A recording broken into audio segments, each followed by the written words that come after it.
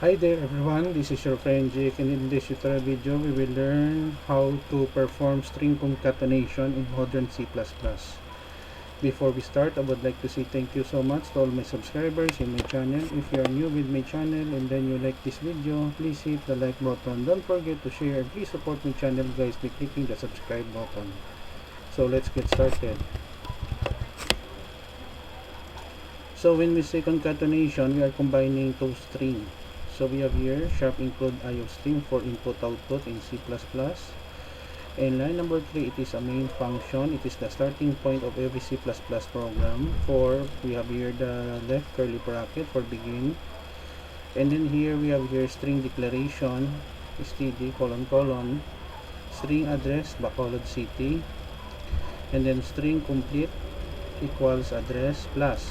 The plus sign is the concatenation.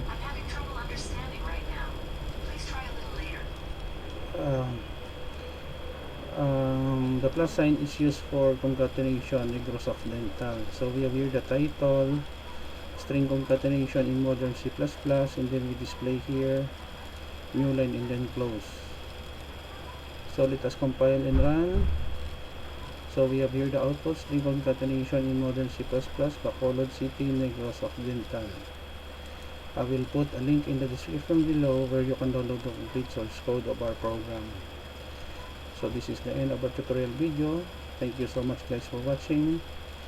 Don't forget to like, share, and please support my channel guys by clicking the subscribe button. See you in the next video tutorial guys. This is your friend Jake saying bye bye for now.